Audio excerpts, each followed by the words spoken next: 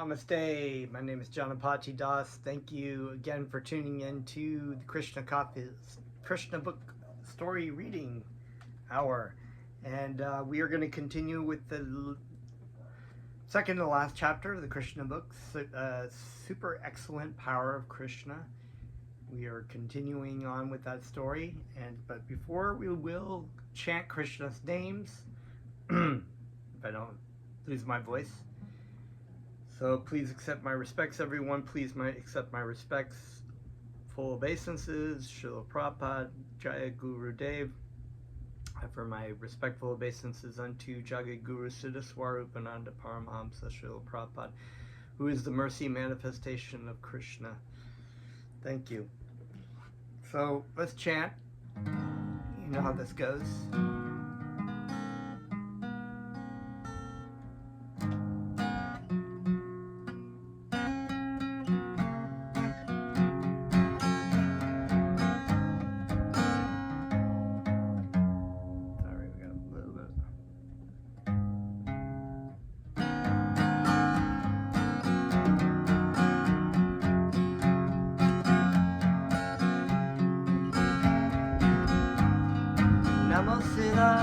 Swarupananda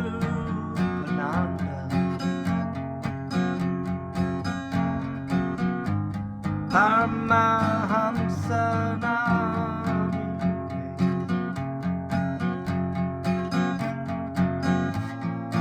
Gora Karuna Swarupaya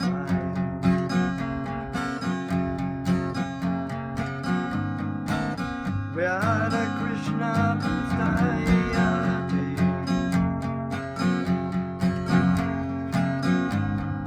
Namo Siddha Swarupananda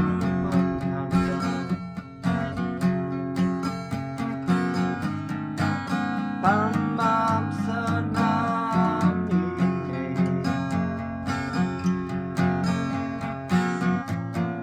Gora Karuna Swarupaya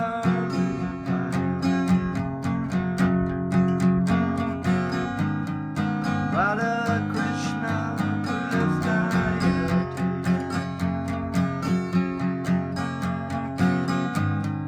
Vaja Shri Krishna Chaitanya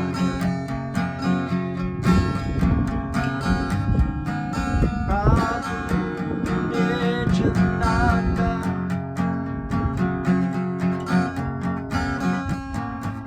Shri Advaita Gadadhara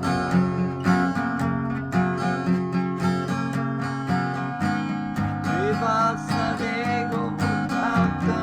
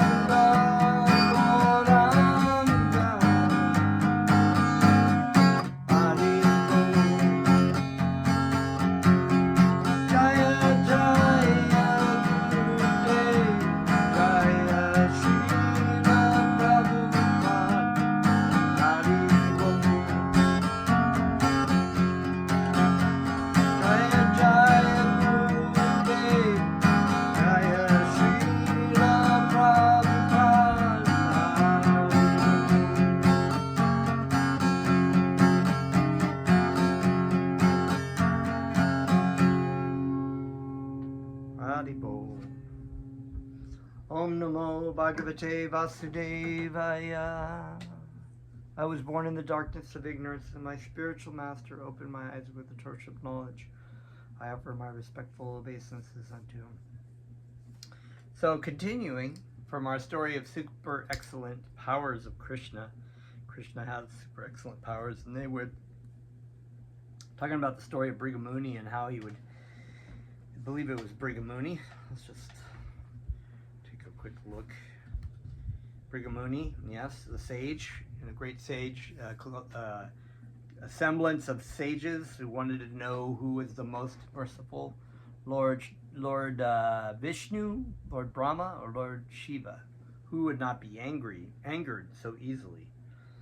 And of course, Lord Vishnu was the one who was.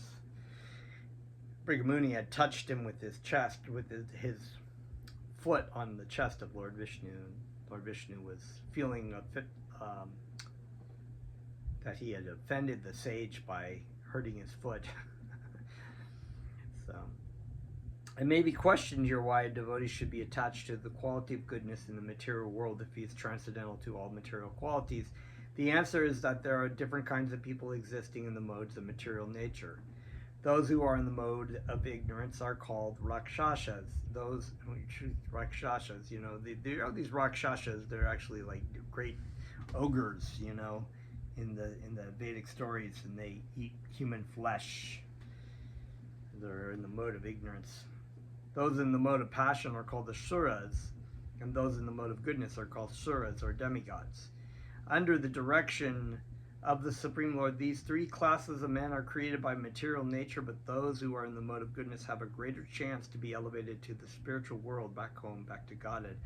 It's very difficult, and if not impossible, to try to go back to Krishna, or even be a benefit to society, to be in the mode of ignorance and passion. I mean, passion somewhat can drive materialism to help benefit the structure of society or the building of cities, but actually for anything that's really beneficial to mankind spiritually, the mode of goodness is the best.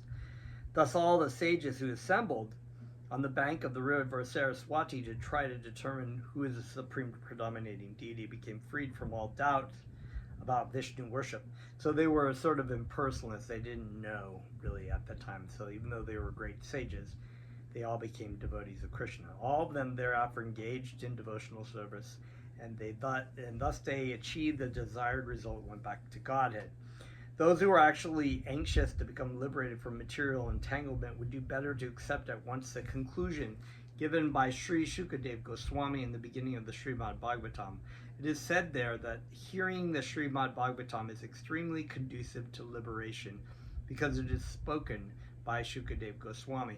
So a really important point, that the scriptures being spoken from the mouth of a pure devotee are very powerful potency, but also a pure devotee is only able to give the understanding to the disciple who is a pure devotee of Krishna, like Shukadev Goswami. The same fact is again confirmed by Shuta Goswami.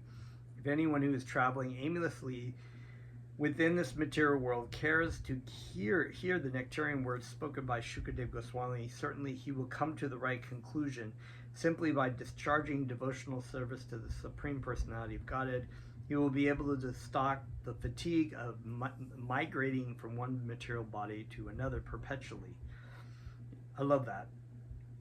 Stopping the fatigue of migrating from one material body to another perpetually. I mean, it's just like, it's staggering to think about how many lives we've come into the world, just been suffering consistently for millions of years, millions of lifetimes, who knows how long, one thing after another. And some things are not as very pleasant as the human form of life, worms and other things, and getting smacked, cockroach. I mean, I get Hawaii, we have these cockroaches, and I'm just like, they get smashed, and it's just like, what an existence as a cockroach. In other words, by proper hearing, one will become fixed in loving devotional service to Vishnu. He will certainly be able to get relief from this material journey of life. And the process is very simple. One has to give oral reception to the sweet words spoken by Shukadeva Goswami in the form of the Srimad Bhagavatam. Another conclusion is that we should never consider the demigods, even Lord Shiva and Lord Brahma, to be on an equal level with Lord Vishnu. So that's another important point coming out of this story, is that although Lord Shiva and Lord Brahma are worshipable as great devotees of Krishna, they are not the supreme personality of Godhead in the sense that Krishna is. They're not on the same level. If we do this, then according to Padma Purana, we immediately become atheists. So that's kind of like this idea that, there are many gods, and so there's no real supreme lord because there's all these gods and they're kind of fighting against each other, or they're just so that we have to understand that the devotees, the positions of Lord Brahma, for example, is filled by a living entity, by a jivatma. It's not an actual person in per se, like there's a Lord Brahma, like there's a Krishna.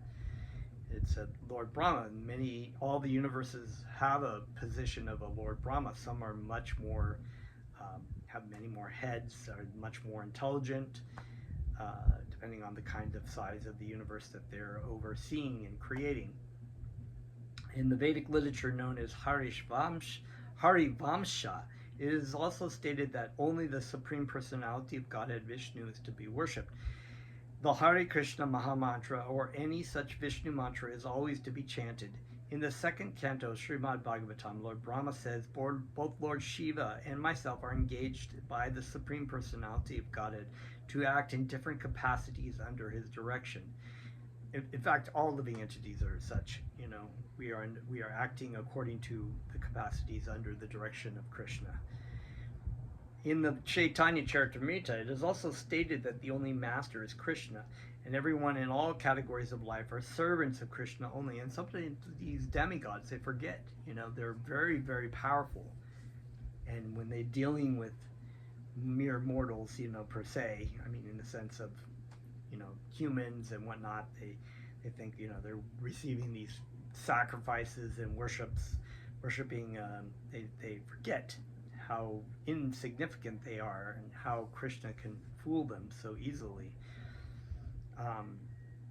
In the Bhagavad Gita, it is confirmed by the Lord that there is no truth superior to Krishna. Shukadeva Goswami also, in order to draw attention to the fact that among all Vishnu Tattva forms, Lord Krishna is 100% the Supreme Personality of Godhead, narrated the story of an incident which took place when Lord Krishna was present. Once upon a time, a Brahmana's wife gave birth to a child. Unfortunately, however, just after being born and touching the ground, the child immediately died. The Brahmana father took the dead child and went directly to Dwarka, to the palace of the king. The Brahmana was very upset because of the untimely death of the child in the presence of his young father and mother. Thus his mind became very disturbed. Formerly, when there was responsible kings up to the time of Dwapara Yuga, when Lord Krishna was present, the king was liable to be blamed for the untimely death of the child in the presence of his parents. Similarly, such responsibility was there during the time of Lord Ramachandra.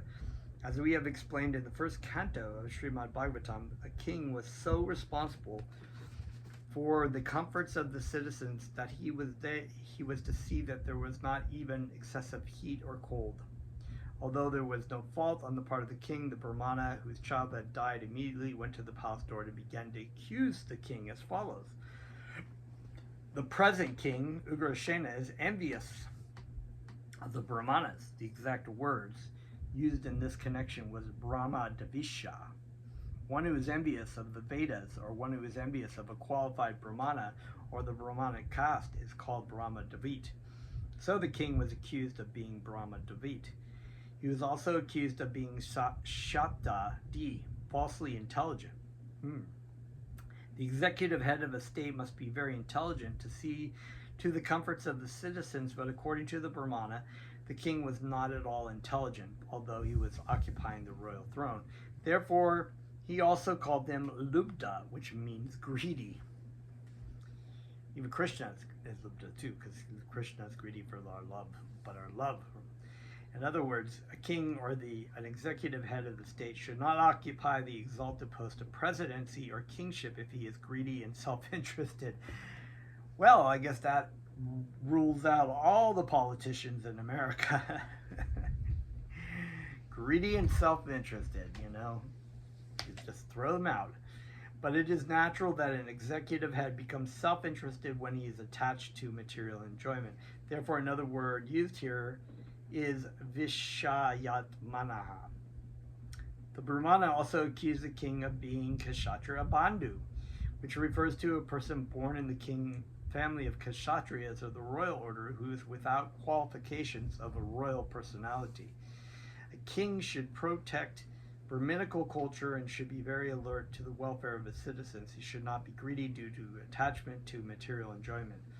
If a person with no qualifications of a royal represents himself as a Kshatriya of the royal order, he is not called a Kshatriya but a Kshatriya Bandhu. Kshatriya Bandhu, not Kshatriya, Kshatriya Bandhu. Similarly, if a person is born of a Brahmana father but has no Brahminical qualifications, he is called Brahma Bandhu or Dvija Bandhu. Dvija means divided, and Bandhu means bound. So maybe that has something to do with the fact that he's not completely true to his boundness or his connection to being a Brahmana. This means that a Brahmana or a Kshatriya is not accepted simply by birth. One has to qualify himself for the particular position, only then is he accepted as a Brahmana or a Kshatriya. Thus the Brahmana accused the king that his newly born baby was dead due to the disqualifications of the king. The Brahmana took it most unnaturally, and therefore he held the king to be responsible. We also find in Vedic history that if a Kshatriya king were irresponsible, sometimes the consulting board of Brahmanas maintained by the monarchy would dethrone him. Considering all these points, it appears that the post of the monarch in the Vedic civilization is a very responsible one. The Brahmana therefore said, no one should offer respects or worship to a king whose only business is envy. Such a king spends his time either hunting and killing animals in the forest or killing citizens for criminal acts. He has no self-control and possesses bad character. If such a king is worshipped or honored by the citizens will never be happy. They will always remain poor, full of anxieties and aggrievement, and always unhappy. God, that sounds so much like our political system. It's like unqualified people and everybody, they continuously promise to make us happy or, you know, fix things so that people are just more and more in anxiety. Although in modern politics the post of monarch is abolished, the president is not held responsible for the comfort of the citizens. Well, yes, but that's true. Not like the king was, but so somewhat I think the citizens probably expected. In this age of Kali, the executive head of a state somehow or other gets votes and is elected to an exalted post, but the condition of the citizens continues to be full of anxiety, distress, unhappiness, and dissatisfaction. That's why Bhaktivedanta Swami Prabhupada said the modern day politicians, modern day leaders are lower than Shudras. And Shudra is even more worthy because the Shudra, even though its position is to be working with the working class, so to speak, and supporting the other classes, it has there was a spiritual connection in that at least you could be worshiping Krishna and still be an elevated person and being in a position of a Shudra, but yet higher than a Brahmana, really, if you were a Vaishnava Shudra. The Brahmana's second child was also born dead, and the third also. He had 9 children, and each of them was born dead, and each time he came to the gate of the palace to accuse the king. When the Brahmana came to accuse the king of Dwarka for the 9th time, Arjuna happened to be present with Krishna. On hearing that a Brahmana was accusing the king of not properly protecting him, Arjuna became inquisitive and approached the Brahmana. He said, "My dear Brahmana, why do you say that there are no proper Kshatriyas to protect the citizens of your country? Is there not even someone who can pretend to be a Kshatriya, who can carry a bow or an arrow at least to make a show of protection?" Do you think that all the royal personalities in this country simply engage in performing sacrifices with the Brahmanas but have no chivalrous power? Thus, Arjuna indicated that Kshatriyas should not sit back comfortably and engage only in performing Vedic rituals. Rather, they must be very chivalrous in protecting the citizens. So that was a main thing for Kshatriyas, not only to be administrators or to engage in Vedic rituals and whatnot, but to also protect the citizens as great leaders. Another failure of I mean, we have like military and we have the police, but nobody gives them any respect, and then they're not as spiritually elevated as they used to be. Rather, they must be very chivalrous in protecting the citizens. Brahmanas being engaged in spiritual activities are not expected to do anything which requires physical endeavor. Therefore, they need to be protected by the Kshatriyas so that they will not be disturbed in the execution of their higher occupational duties. If the Brahmanas feel unwanted separation from their wives and children, Arjuna continued, and the Kshatriya kings do not take care of them, then such Kshatriyas are to be considered no more than stage players. In dramatical performances in the theater, an actor may play the part of a king, but no one expects any benefits from such a make-believe king. Similarly, if the king or the executive head of the state cannot give protection to the head of the social structure, he is considered merely a bluffer.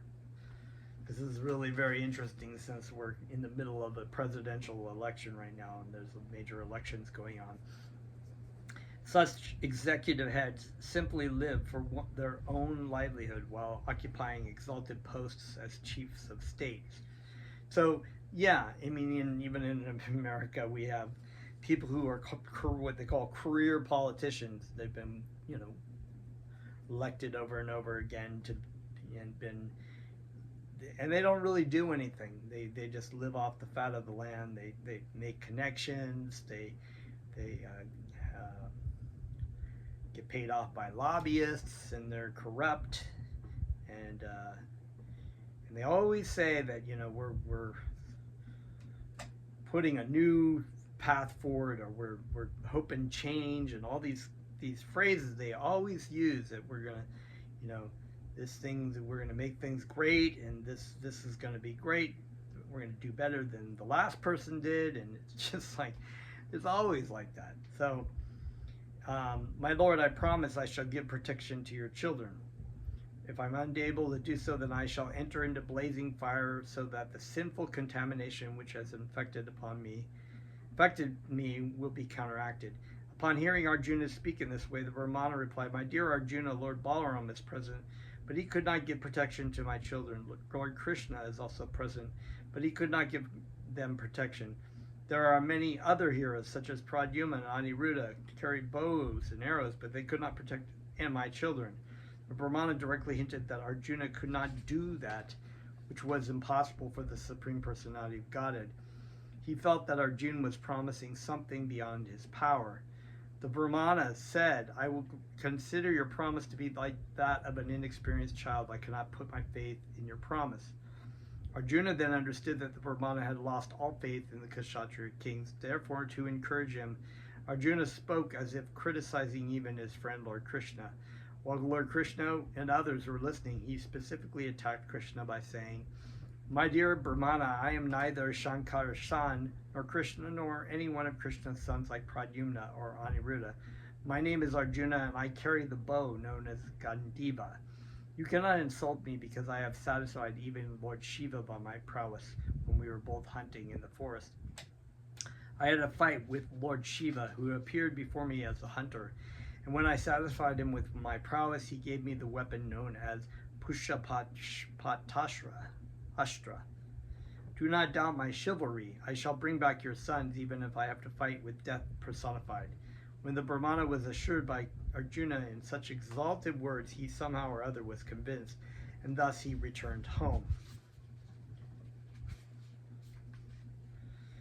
When the Brahmana's wife was to give birth to another child, the Brahmana began to chant, My dear Arjuna, please come now and save my child. After hearing him, Arjuna immediately prepared himself by touching sanctified water and uttering holy mantras to protect his bows and arrows from danger. He specifically took out the arrow which was presented to him by Lord Shiva, and while going out he began to remember Lord Shiva in his great favor. In this way he appeared in front of the maternity home, equipped with his bow known as Gandiva, and with various other weapons. It appeared that Arjuna did not leave Dwarka because he had to fulfill his promise to the Brahmana. He was called that night when the Brahmana's wife was to give birth to the child. While going to the maternity home and to attend to the delivery case of the Brahmana's wife, Arjuna remembered Lord Shiva and not his friend Krishna. He thought that since Krishna could not give protection to the Brahmana, it was better to take shelter of Lord Shiva. This is another instance of how a person takes shelter of the demigods. This is explained in the Bhagavad Gita, Kaimash Taish Harita Ganaha. A person who loses his intelligence because of greediness and lust forgets the Supreme Personality of Godhead and takes shelter of the demigods. Of course, Arjuna was not an ordinary living entity, but because of his friendly dealings with Krishna, he thought that Krishna was unable to give protection to the Brahmanas, and that it would do better to remember Lord Shiva. Later on was proved that Arjuna's taking of Lord Shiva instead of Krishna was not at all successful. Arjuna, however, did his best by chanting different mantras. He took up his bow to guard the maternity home from all directions. The Brahmana's wife delivered a male child, and as usual the child began to cry. But suddenly, within a few minutes, both the child and Arjuna's arrows disappeared in the sky. It appeared that the Brahmana's house was near Krishna's residence, and that Lord Krishna was enjoying everything that was taking place, apparently in defiance of his authority. This is another case, people taking shelter of demigods thinking that they can outwit Krishna, or people thinking they can outwit Krishna, that somehow he doesn't know or he can't do these kind of things. And so, so he's having a little fun with this. It was he who played the trick of taking away the Brahmana's baby, as well as the arrows, including the one given by Lord Shiva, of which Arjuna was so proud. Tad bhavanti alpadimedhyasham. Less intelligent men take shelter of the demigods due to bewilderment and are satisfied with the benefits they award. In the presence of Lord Krishna and others, the Brahmana began to accuse Arjuna. Everyone, see my foolishness. I put my faith in the words of Arjuna, who is impotent and who is expert only in false promises. How foolish I was to believe Arjuna. He promised to protect my child when even Pradyumna, Aniruddha, Lord Balaram, and Lord Krishna failed. If such great personalities could not protect my child, then who can do so? I therefore condemn Arjuna for his false promise, and I also condemn his celebrated bow Gandiva and his impudency in declaring himself greater than Lord Balaram, Lord Krishna, Pradyumna, and Aniruddha. No one can save my child, for he has already been transferred to another planet. Due to sheer foolishness only, Arjuna thought that he could bring back my child from another planet. Thus condemned by the Brahmana, Arjuna empowered himself with the mystic yoga perfection so that he could travel to any planet to find the Brahmana's baby. It seemed that Arjuna had mastered the mystic yogic power by which yogis can travel to any planet they desire. He first of all went to the planet known as Yamaloka, where the superintendent of death, Yamaraj, lives. There he searched for the Brahmana's baby but was unable to find him. He then immediately went to the planet where the king of heaven, Indra, lives. When he was unable to find the baby there, he went to the planets of the fire demigods, Nariti, and then to the moon planet. Then he went to Vayu and to Varuna Loka. When he was unable to find the baby in those planets, he went down to the Rashatala planet, the lowest of the planetary systems. After traveling to all these different planets, he finally went to Brahmaloka, where even the mystic yogis cannot go. By the grace of Lord Krishna, Arjuna had that power, and he went above the heavenly planets to Brahmaloka. When he was unable to find the baby, even after searching all possible planets, he then attempted to throw himself into a fire, as he had promised the Brahmana if unable to bring back his baby. Lord Krishna, however, was very kind toward Arjuna because Arjuna happened to be the most intimate friend of the Lord. Lord Krishna persuaded Arjuna not to enter the fire in disgrace. Krishna indicated that since Arjuna was his friend, if he were to enter the fire in hopelessness, indirectly it would be a blemish on him. Lord Krishna therefore checked Arjuna, assuring him that he would find the baby. He told Arjuna, "Do not foolishly commit suicide." After addressing Arjuna in this way, Lord Krishna called for his transcendental chariot. He mounted it along with Arjuna and began to proceed north. Lord Krishna, the all-powerful personality of Godhead, could have brought the child back without effort, but we should always remember that he was playing the part of a human being. As a human being has to endeavor to achieve certain results, so Lord Krishna, like an ordinary human being, or like his friend Arjuna, left Dwarka to bring back the Brahmana's baby. So I can also foresee, though, here he's one having fun with his pastimes, with his devotees, and he's also teaching his devotee a lesson that he must take shelter in him, not in other demigods. Right? By appearing in human society and exhibiting his pastimes as a human being, Krishna definitely showed that there was not a single personality greater than he. God is great. That is the definition of the Supreme Personality of Godhead. So at least within this material world while he was present, Krishna proved that there was no greater personality within the universe.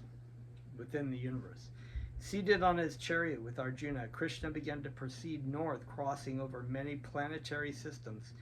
These are described in the Srimad Bhagavatam as Shalpa Dvipa. Dvipa means island. All the planets are sometimes described in the Vedic literatures as Dvipas. The planet on which we are living is called Jambu Dvipa. Outer space is taken as a great ocean of air, and within that ocean of air there are many islands, which are all different planets. In each and every planet there are oceans also. In some of the planets the oceans are of salt water, in some of them there are oceans of milk, in others there are oceans of liquor, in others there are oceans of ghee or oil. There are different kinds of mountains also. Each and every planet has a different type of atmosphere. So I knew about this already millions of years ago. They don't need like science to tell us this. Krishna passed all over these planets and reached the covering of the universe. This covering is described in the Srimad Bhagavatam as great darkness. This material world as a whole is described as dark. In the open space there is sunlight, and therefore it is illuminated, but in the covering, because of the absence of sunlight, it is naturally dark. When Krishna approached the covering layer of this universe, the four horses which were drawing his chariot, Shaibya, Shugriya, Meghapushpa, and Balaka, all appeared to hesitate to enter the darkness. This hesitation is also part of the pastimes of Lord Krishna, because the lords of Krishna are not ordinary. It's not possible for ordinary horses to go all over the universe, right? And then enter into its outer covering layers.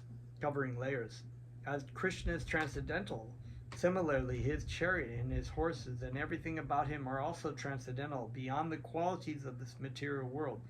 We should always remember that Krishna was playing the part of an ordinary human being, and his horses also, by the will of Krishna, played the parts of ordinary horses in hesitating to enter the darkness. So one of the things that Bhaktivedanta I've been reading in the Nectar of Devotion, Bhakti Rasamrita Sindhu, which is another great book which my spiritual master has recommended that we read and meditate upon, is the idea that we cannot think of Krishna without his paraphernalia and the settings and the people that are around him.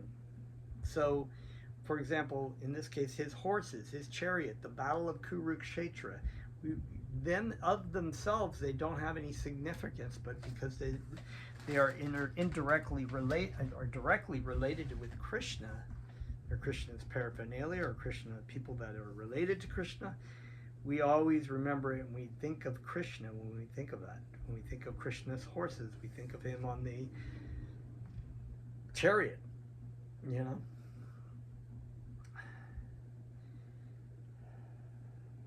Krishna is known as Yogeshvara, as stated in the last portion of the Bhagavad Gita. Yogeshvara Hari, all mystic powers are under his control. In our experience, we can see many human beings who have yogic mystic power. Sometimes they perform many wonderful acts, but Krishna is understood to be the master of all mystic power. So I've actually seen people who are able to manipulate chi or do different kinds of things, go into trances, or do all kinds of. They have certain kinds of mystic powers, but they don't have the amount of. Krishna is the master of all mystic powers. Therefore, when he saw his horses were hesitant to proceed into the darkness, he immediately released his disc, known as the Sudarshan chakra, which illuminated the sky 1,000 times brighter than sunlight. The darkness of the covering of the universe is also a creation of Krishna's, and the Sudarshan chakra is Krishna's constant companion. Thus, the darkness was penetrated by his keeping the Sudarshan chakra in front. Srimad Bhagavatam states that the Sudarshan chakra penetrated the darkness just as an arrow released from the Sharanga bow of Lord Ramachandra penetrated the army of Ravana. Shu means very nice, and Darshana means observation. By the grace of Lord Krishna's disc Sudarshan, everything can be seen very nicely, and nothing remains in darkness. Thus, the Lord Krishna and Arjuna crossed over the great region of darkness covering the material universe. Another example, see his disc. We don't think of the disc by itself without Krishna. We think of Krishna with his disc and the things that he can do with his discs. Arjuna then saw the effulgence of light known as the Brahma Jyoti. The Brahma Jyoti is situated outside the covering of the material universes. And because it cannot be seen with our present eyes, this Brahma Jyoti is sometimes called Avyakya. The spiritual effulgence is the ultimate destination of the impersonalists known as the Vedantists. When the Brahma Jyoti is also described as Ananta Param, unlimited and unfathomed. When Lord Krishna and Arjuna reached this region of the Brahma Jyoti, Arjuna could not tolerate the glaring effulgence, and he closed his eyes. Lord Krishna and Arjuna's reaching the Brahma Jyoti's region is described in Harishvamsha, in that portion of the Vedic literature. Krishna informed Arjuna, "My dear Arjuna, the glaring effulgence, the transcendental light which you are seeing is my bodily rays. O chief of the descendants of Bharat, this Brahma Jyoti is myself. As the sun disk and the sunshine cannot be separated, similarly Krishna and his bodily rays, the Brahma Jyoti, cannot be separated." Thus Krishna claimed that the Brahma Jyoti is he himself. This is clearly stated in the Harishvamsha, where Krishna says, "Aham Shaha." The Brahma Jyoti is a combination of the minute particles known as spiritual sparks, or the living entities known as Chitana. The Vedic word Soham, or I am the Brahma Jyoti, can also be applied to the living entities, who can also claim that they belong to the Brahma Jyoti. In the Harishvamsha, Krishna further explains that this Brahma Jyoti is an expansion of my spiritual energy. So Krishna's making a point here, so there's something really interesting. Impersonalists also chant Soham. They say, I am the Brahma Jyoti. They think of the Brahma Jyoti, the great white light, as all in all. So when they say Soham, they're basically saying, I am God.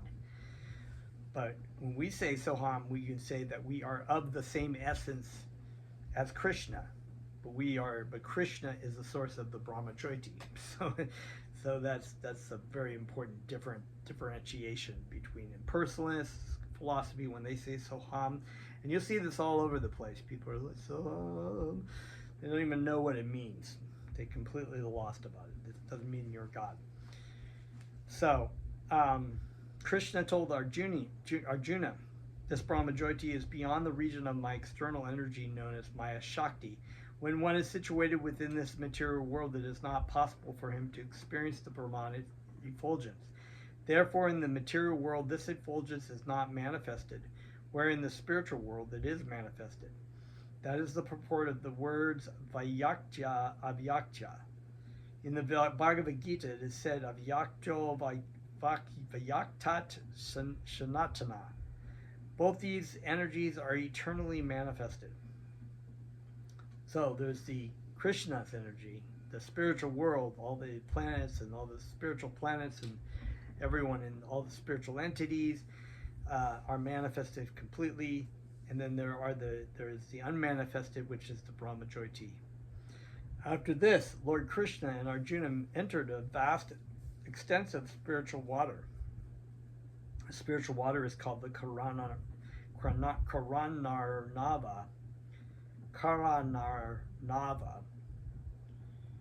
ocean, or Viraja, which means that this ocean is the origin of the creation of the material world. That is fascinating, because they talk about in the creation story of the Bible, in the beginning, before there was, they talk about water. Over the waters, it was just water, and that was this ocean of the Viraja, which the creation came from. In the Mritu Yajna Tantra, or Vedic literature, there is a vivid description of this Karana ocean, or Viraja. It is stated that the highest planetary system within the material world is Satya Loka, or Brahma Loka. Beyond that, there are Rudra Loka and Mahavishnu Loka. Regarding this Mahavishnu Loka, it is stated in the Brahma Samhita, Ya Karana Narva Jale Bhaijati Shma Yoga. Lord Mahavishnu is lying in the Karana ocean. When he exhales, innumerable universes come into existence, and when he inhales, innumerable universes enter within him. In this way, this material creation is generated and again withdraws. When Lord Krishna and Arjuna entered the water, it appeared that there was a strong hurricane of transcendental effulgence brewing, and the water of the Karana ocean was graciously agitated. By the grace of Lord Krishna, Arjuna had the unique experience of being able to see the very beautiful Karana ocean. So not only is this in the creation, there's also this idea of let there be light. And when Lord Brahma that's how it manifested. Everything manifested from sound, the sound of mantras. Accompanied by Krishna, Arjuna saw a large palace within the water. There were many thousands of pillars and columns made of valuable jewels, and the glaring effulgence of these columns was so beautiful that Arjuna became charmed by it. Within that palace, Arjuna and Krishna saw the gigantic form of Ananta Dev, who is also known as Shesha, the Lord Balaram, right? Lord Ananta Deva, or Sheshananga, was in the form of a great serpent with thousands of hoods, and each one of them was decorated with valuable effulgent jewels, which were beautifully dazzling. Each of Ananta Deva's hoods had 2 eyes, which appeared to be very fearful. His body was as white as the mountain of Kailasa, which is always covered by snow. His neck was bluish, as it were his tongues. Thus Arjuna saw the Sheshananga form, and he also saw that on this very soft white body of Sheshananga, Lord Mahavishnu was lying very comfortably. He appeared to be all-pervading and very powerful, and Arjuna could understand that the Supreme Personality of Godhead in that form is known as Purushottam. He is known as Purushottam, the best, or the Supreme Personality of Godhead, because from this form emanates another form of Vishnu, which is known as Garbhodakshai Vishnu within the material world. The Mahavishnu form of the Lord Purushottam is beyond the material world. He is also known as Uttama. Tama means darkness, which is what you get tamas, right?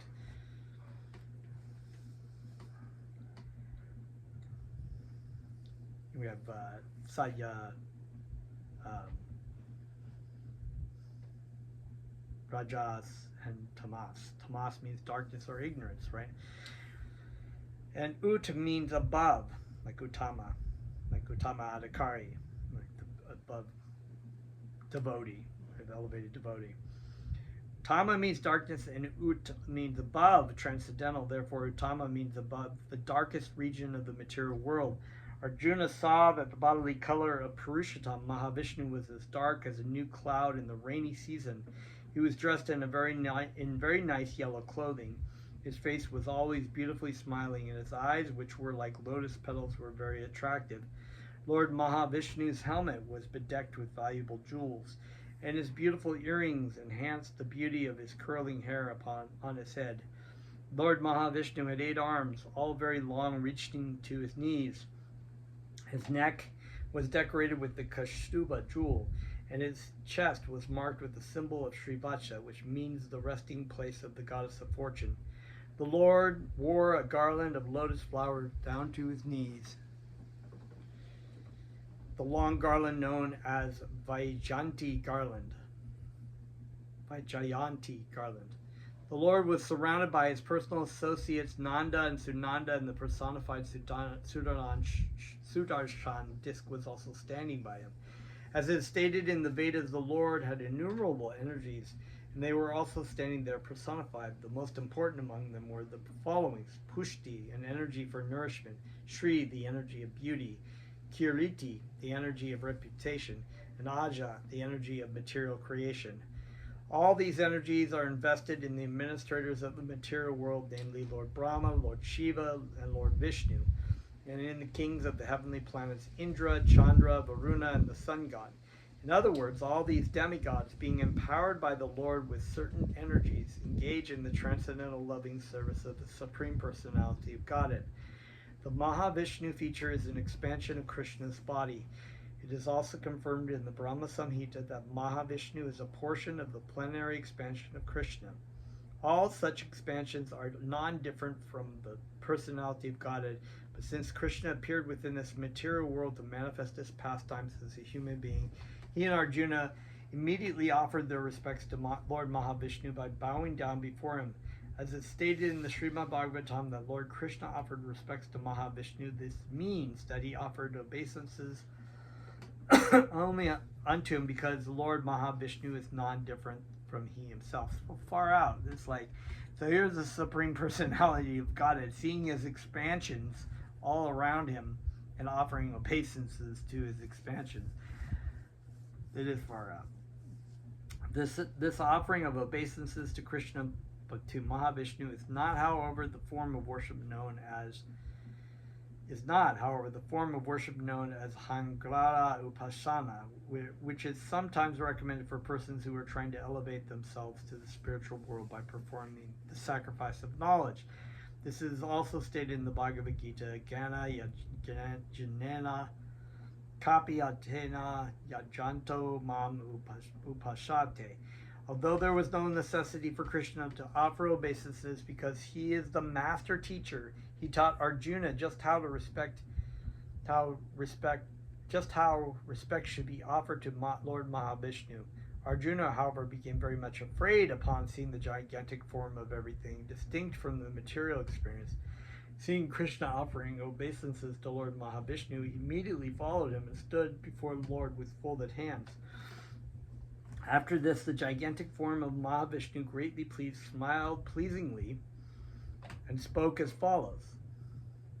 So, this Krishna book is full of examples of the Supreme Personality of Godhead offering respects and obeisances to the devotees of Krishna, where he doesn't really need to do that, but he's setting the example so that people will follow and understand that it's necessary to have the pure devotee of Krishna to guide you to Krishna. So you should be offering the same respects that you offer to Krishna to your Guru Dev. My dear Krishna and Arjuna was very anxious to see you both, I bet, and therefore I arranged to take away the babies of the Brahmana and keep them here. I have been expecting to see you both at this palace. You have appeared in this material world as my incarnations in order to minimize the force of the demoniac persons who burden the world. Now, after killing all these unwanted demons, you will please come back to me. Both of you are incarnations of the great sage Narayan, although you are both complete in yourselves, to protect the devotees and to annihilate the demons, and especially to establish religious principles in the world so that peace and tranquility may continue. You are teaching the basic principles of factual religion so that people of the world may follow you and thereby be peaceful and prosperous. So Krishna consciousness it's not, of course it is to help people come back to Krishna, but ultimately it's also to create a peaceful society for the living entities that are in the material world. Both Lord Krishna and Arjuna then offered their obeisances to Lord Mahavishnu, and taking back the Brahmana's children, they returned to Dwarka via the same route by which they had entered the spiritual world. All the children of the Brahmana had duly grown up. After returning to Dwarka, Lord Krishna and Arjuna delivered to the Brahmana all of his sons. Arjuna, however, was struck with great wonder after visiting the transcendental world by the grace of Lord Krishna. And by the grace of Krishna, he can understand that whatever opulence there may be within this material world is an emanation from him. Any opulent position a person may have within this material world is due to Krishna's mercy. One should therefore always be in Krishna consciousness in complete gratefulness to Lord Krishna, because whatever one may possess is all his mercy. Love that. That's so beautiful.